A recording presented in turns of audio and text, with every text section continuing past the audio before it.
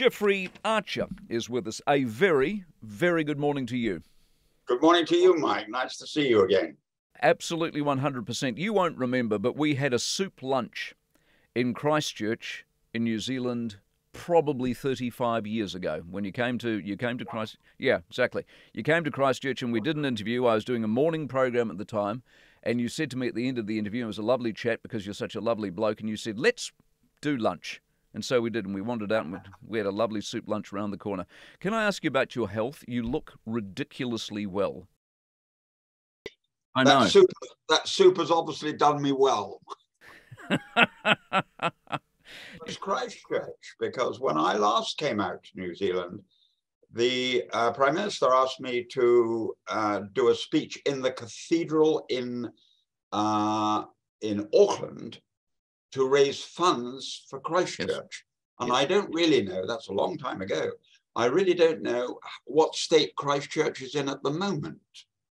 In very simple terms, it's being rebuilt, and the earthquake was 11, 12 years ago now. There's a couple of what they would call major projects that are still to be done, things like a stadium, but the parts they've done are beautiful, and their big aim is to make it the best small city in the world, and I think that they will achieve it. Always a beautiful, I mean, I never really looked upon it as a city. It was a rather beautiful village with a lovely river, a great cathedral, and super people. I remember it with great affection. I remember it with great affection until the Lions played you on their pitch. I then no longer remembered it with great affection. I then dismissed them as a bunch of warriors. Fantastic. Tell me just a couple of local things. We're in Britain at the moment. We've had these local elections in the last 24 hours. The Conservatives seem to have been hit. How do these things work? Do you vote against whoever's running the country at the time? Do you vote on local issues? Do you vote for Rishi or Sakia? How does it work? Well, it's not simple. The Liberals always do well. The third party always does well. And they have a lot of councils and a lot of councillors, and they build those up, and then they don't do as well in a general election. The results are very bad. There's no doubt about that for the Conservatives, but the election is still a year away. And the general view in Britain is that Keir Starmer's not the most exciting person. The leader of the opposition is not the most exciting person on earth. If I had to bet, I would say the Conservatives, in theory, will lose the election by about 30. Labour will win by about 30. But we've been in power, the Conservatives have been in power for 14 years. And I remembered when I worked for Margaret Thatcher, and we'd been in power for 17 years. And frankly, the public just got fed up with us. And I think there's a little bit of that now, Mike, that's in the air. They're just fed up. We're not doing well, but they're fed up with us as well. Time kills all governments, essentially, doesn't it? Yes. I mean, your own has been fascinating, because I watched your Prime Minister come in and thought, wow, this is a breath of fresh air. This is exciting. This is the New Zealand's answer to Margaret Thatcher. And here we are only a few years later, and she's withdrawn from politics. So and that has fascinated me. I follow international politics very closely, and that one really fascinated me. We find it fascinating. Barry Humphries, can we talk a couple of moments about Barry? Because I cannot tell you how much I love Barry Humphries, but I didn't know him as well as you did. He was probably the cleverest man, other than Martin Rees, the great Cambridge scholar. I think Barry was the cleverest man I've ever met. He not just had 50,000 books, he'd read them, but his knowledge of art, his knowledge of literature, his knowledge of the theatre was staggering. I mean, lunch with him was one long privilege. And I was once asked about, he'd come to stay with us in Cambridge, and I'd driven him down, which takes about an hour and a half. And when I got there, someone said to me, how long does that journey take, Jeffrey? I said, if you're with Barry Humphries, about 5 minutes. Yeah. He's wonderful. Wonderful man. Company. I don't know if you followed this, but he sort of formed the comedy festival in Australia. and you won the Barry, and then they sort of cancelled him because, you know, some of those characters are not the characters that we apparently like or want today. And so I felt that Sorry. Oh gosh, I feel sorry for you. What a bunch of wets you are. He was 89 years old, among the great men in the world. He had the right to an opinion, and you have a right to disagree with it. But don't put aside his genius.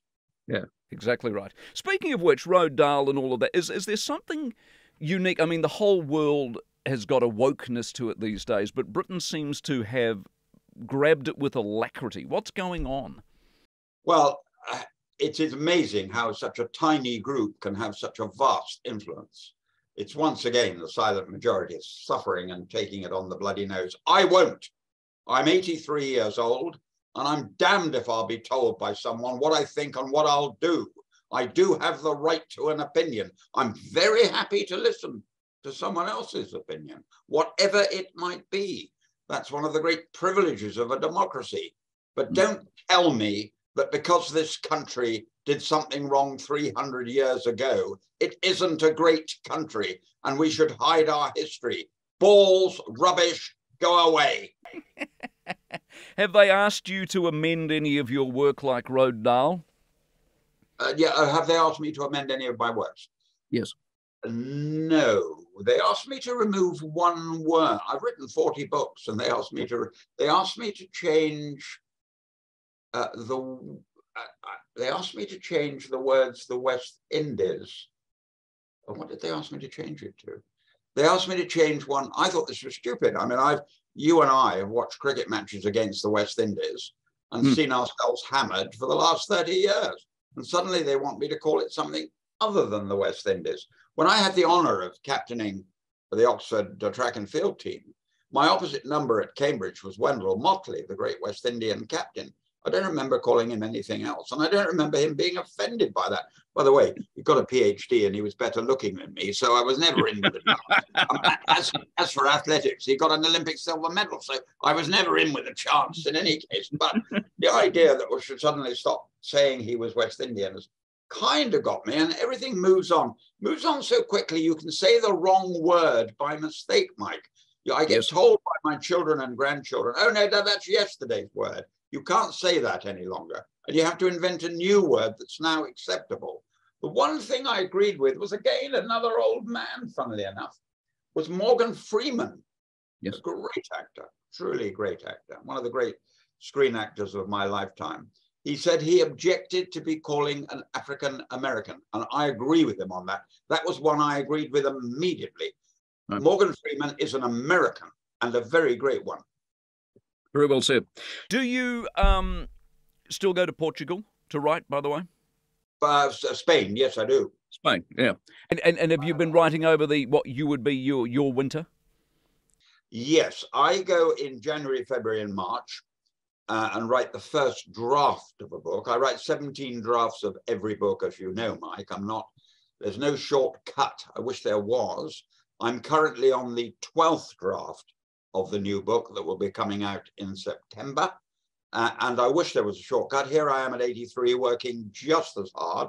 Why? I haven't needed to do a day's work since Cain and Abel, God bless it. I haven't had to work for 42 years, but I can't stop working. I just absolutely love it. So I can tell you, I'm out in the next room. I'm on chapter 18. I'm in my 2-hour break chatting to you about why New Zealand won't win the World Cup rugby. Yeah. By the way, neither will England.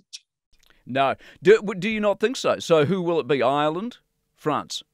Ireland or France. That's the sad thing is that's booked for the semi-final.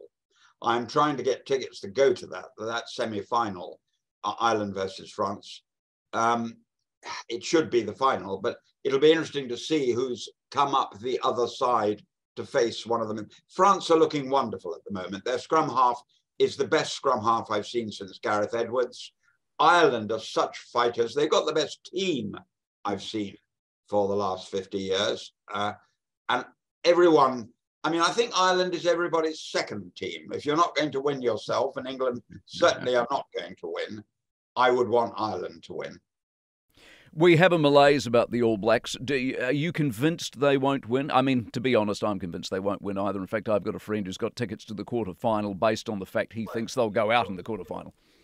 We have suffered over the years in England and in Britain and in the Lions some of the greatest New Zealand teams in the world. And they're truly magnificent teams. And it's been a privilege to realize that you were in the first division and frankly, we were in the second division.